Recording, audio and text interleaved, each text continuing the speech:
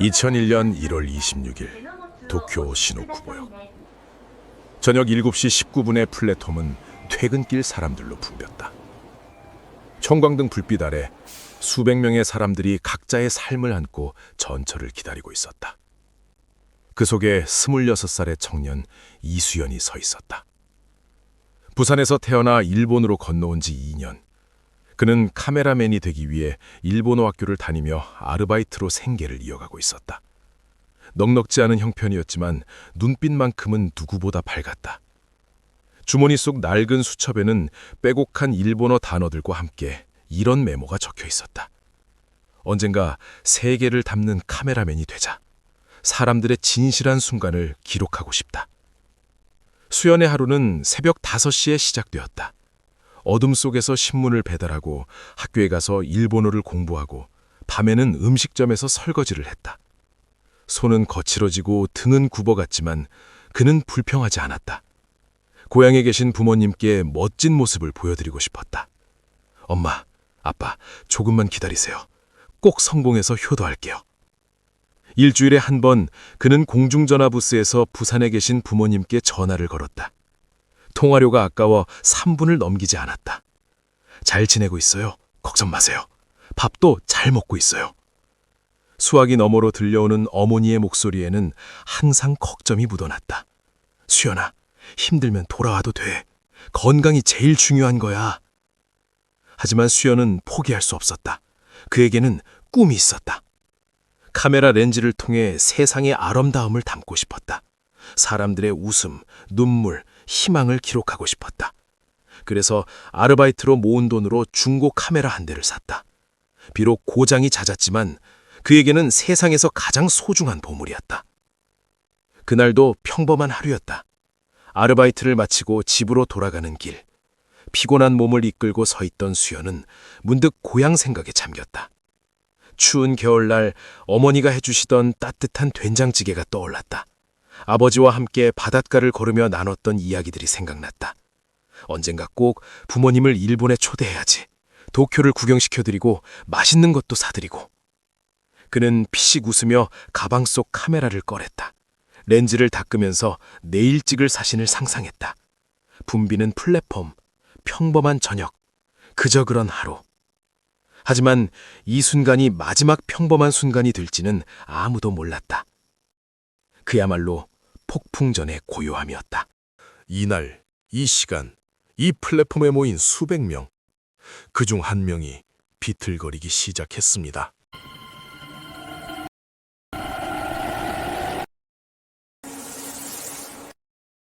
갑자기 굉음과 함께 비명이 터져나왔다.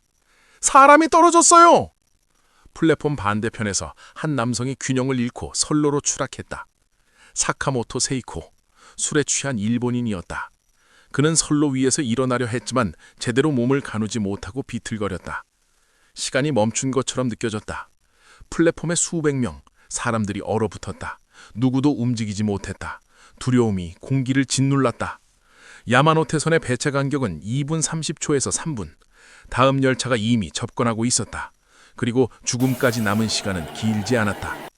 수현의 심장이 미친 듯이 뛰었다. 온몸의 혈액이 귓가로 몰려드는 것 같았다.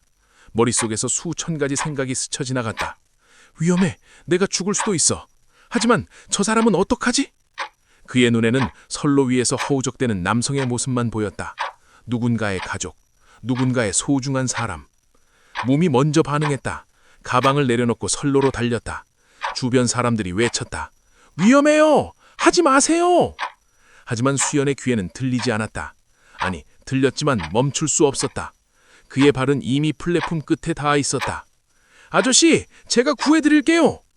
수연은 주저없이 선로로 뛰어내렸다. 그 순간 또 한 사람이 반대편에서 선로로 내려왔다. 47살의 일본인 사진작가 세키네 시로였다.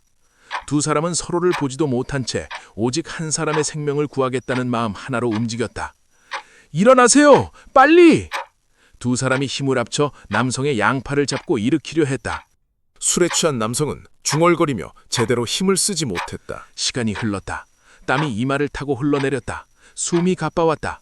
필사적으로 남성을 움직이려 했지만 쉽지 않았다. 그때였다. 멀리서 전철의 경적 소리가 들려왔다. 땅이 진동하기 시작했다. 급커브 구간이라 기관사가 70m 앞에서야 발견하고 긴급 제동을 걸었다. 하지만 환성은 잔인했다. 수백 톤의 쇳덩어리가 멈출 수 없는 속도로 다가오고 있었다.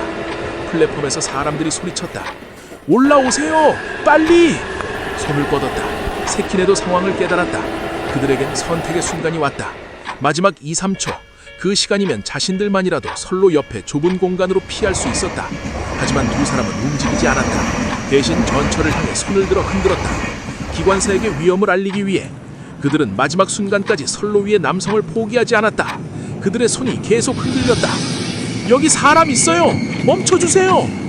전철의 헤드라이트가 터널을 가득 채웠다. 눈부신 빛이 세 사람을 삼켰다.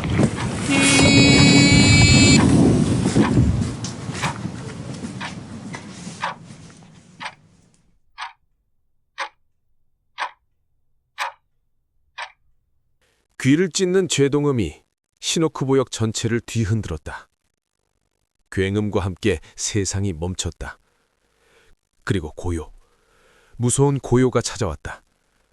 전철이 완전히 멈춰섰을 때 플랫폼은 아수라장이 되어 있었다.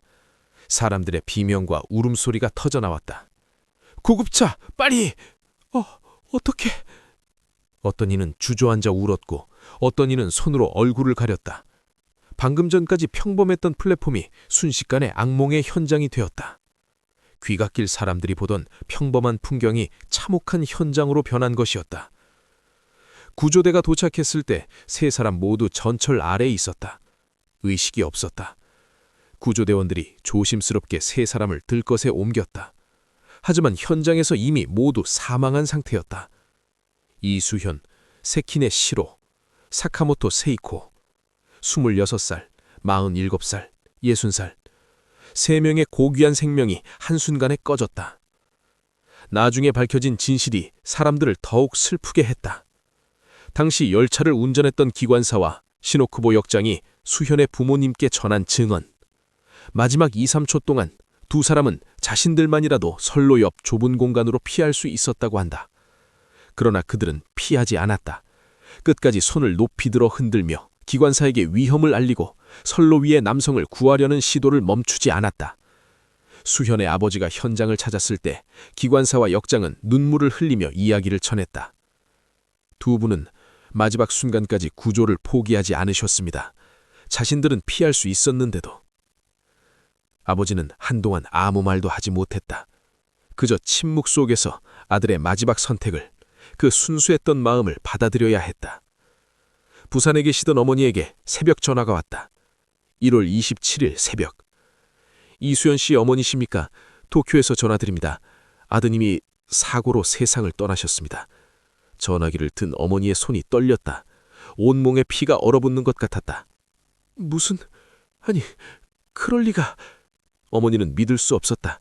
며칠 전만 해도 전화로 잘 지내고 있어요. 걱정 마세요. 라던 아들의 목소리가 생생했다. 엄마, 조금만 더 있으면 좋은 소식 전할게요. 그게 마지막 통화였다. 아버지와 어머니는 첫 비행기를 타고 도쿄로 날아갔다.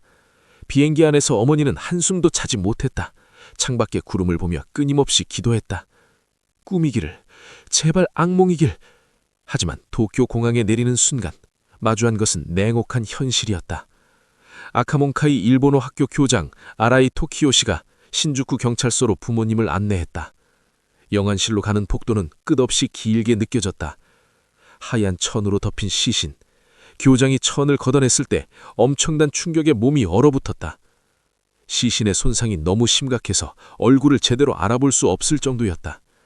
교장은 고개를 돌렸다. 차마 부모님께 그 모습을 보여드릴 수 없었다. 어머니가 떨리는 목소리로 물었다. 우리 수연이 어디 있어요? 수연이 보여주세요. 교장은 울먹이며 대답했다. 제가 확인했습니다. 수연 군이 맞습니다. 어머니는 그 자리에서 무릎이 꺾였다. 수연아, 우리 수연아. 아버지는 벽에 기대어 주먹을 쥐었다. 눈물이 흘러도 닦을 힘조차 없었다. 26살, 꿈을 향해 달려가던 청년, 부모님께 효도하고 싶었던 아들, 세상을 카메라에 담고 싶었던 젊은이, 그 모든 미래가 한순간에 사라졌다. 유품은 많지 않았다. 몇 권의 일본어 교재, 낡은 수첩과 고장난 중고 카메라 한 대. 가방 속에는 그날 아르바이트에서 받은 월급 봉투가 있었다. 아마도 부모님께 용돈을 보내려고 챙겨둔 돈이었다. 수첩의 마지막 장에는 이렇게 적혀 있었다. 내일은 더 나은 사람이 되자. 누군가에게 도움이 되는 사람이 되자. 그는 정말로 그렇게 살았다. 마지막 순간에도 자신보다 타인을 먼저 생각했다. 생명을 구하지는 못했지만 끝까지 포기하지 않았다. 그 순수하고 용감한 마음이 이제 영원히 사람들의 기억 속에 남게 되었다. 수연과 세키네의 죽음은 일본 사회를 뒤흔들었다. NHK가 긴급 뉴스로 보도했고 아침 신문 일면에는 그들의 이야기가 실렸다. 한국인 청년과 일본인 사진작가, 취객을 구하려다 희생. 일본 열도가 충격에 빠졌다. 두 사람이 마지막 순간까지 타인의 생명을 포기하지 않았다는 사실에 시노쿠보역은 추모객들로 가득 찼다. 사고 현장에는 꽃다발이 쌓이기 시작했다. 처음에는 몇 송이였던 것이 점점 늘어나 산을 이루었다. 흰 국화, 노란 장미, 이름 모를 야생화들. 꽃다발마다 메시지 카드가 달려 있었다. 고마워요. 이수연 씨, 세키네 씨. 당신들은 영웅입니다. 두 분의 용기를 평생 잊지 않겠습니다. 천국에서 편히 쉬세요. 일본인으로서 부끄럽고 감사합니다. 장례식에는 수만 명의 조문객이 찾아왔다. 모리 요시로 일본 총리도 직접 찾아와 유족에게 깊은 조의를 표했다. 그는 나중에 이수연과 세키네의 유족에게 감사의 서한을 보냈다. 두 분의 용기 있는 행동을 기리며 인명을 중히 여긴 숭고한 정신에 깊은 경의를 표합니다. 한국 정부는 수연에게 국민훈장 모란장을 추서했다. 일본 정부도 경찰 협력장을 수여했다. 하지만 무엇보다 감동적인 것은 평범한 사람들의 반응이었다. 일본 전역에서 모금이 시작되었다. 이수연 씨와 세키네 씨를 잊지 않기 위해. 사람들은 자발적으로 돈을 모았다. 동전 몇 개를 넣는 할머니, 용돈을 보내는 초등학생, 한 달 월급을 기부하는 회사원. 일본 각계층이 모은 돈으로 LSH 아시아 장학회가 만들어졌다. 수연의 이니셜을 딴 이 장학회는 2002년부터 지금까지 일본 유학생 1000명이 넘는 학생들에게 장학금을 지급했다. 수연의 어머니는 유족에게 전달된 위로금을 모두 장학회에 기부했다. 이 돈은 우리가 받은 돈이 아니라 사람들이 수연이에게 준 돈입니다. 수연이가 못다한 공부를 다른 학생들이 할 수 있도록 써주세요. 수연의 뜻을 이어가는 것이 부모로서의 역할이라고 생각했다. 시노쿠보역에는 추모비가 세워졌다. 검은 화강암에 금빛 글씨로 새겨진 문구. 여기 용기 있는 두 사람이 있었다. 영무원들은 매일 아침 그 추모비를 닦았다. 지나가는 사람들은 잠시 걸음을 멈추고 묵념을 했다. 세키네 시로 씨의 가족도 매년 1월 26일이 되면 시노쿠보역을 찾았다. 그의 아들은 아버지의 사진기를 물려받아 사진작가가 되었다. 아버지가 보여준 용기를 사진으로 기록하겠습니다. 구조를 시도했던 취객 사카모토 세이코도 현장에서 사망했다. 그를 구하려던 두 사람의 희생이 더욱 안타까웠다. 하지만 그들의 선택은 순수했다. 결과가 어떻든 그들은 끝까지 생명을 포기하지 않았다. 20년이 넘는 시간이 흘렀다. 2025년, 지금도 시노쿠보역 추모비에는 꽃이 끊이지 않는다. 수현과 세키네를 직접 알지 못하는 젊은 세대들도 찾아온다. 그들의 이야기를 듣고 감동받은 사람들, 나도 그렇게 살고 싶다고 생각하는 사람들. 한국과 일본의 학교에서는 이들의 이야기가 교재에 실렸다. 어린 학생들이 배웠다. 진정한 용기란 두려움이 없는 것이 아니라 두려움을 알면서도 옳은 일을 하는 것입니다.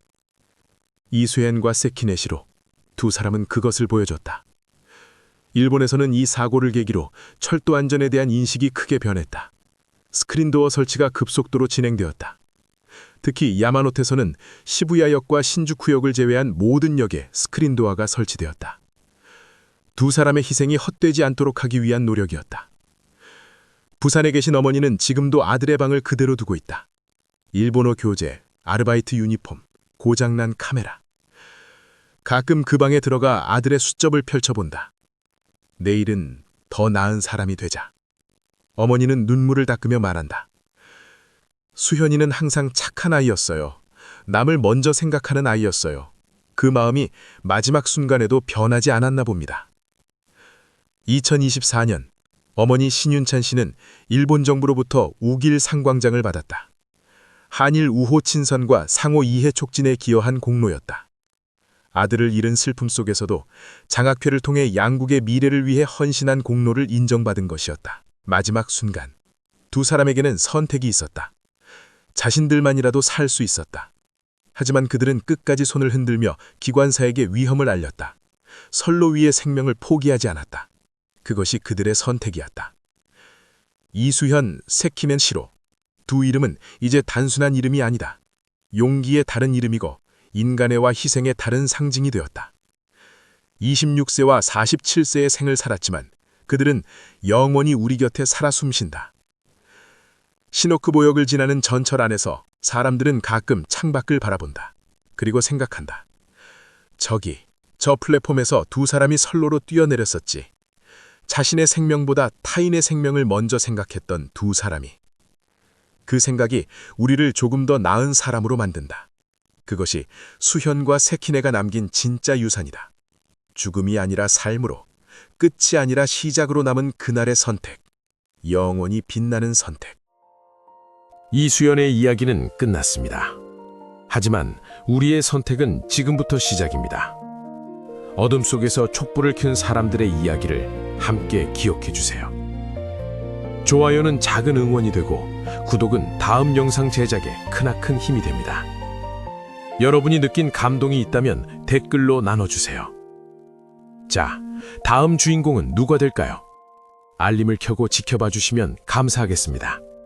빛과 그림자였습니다.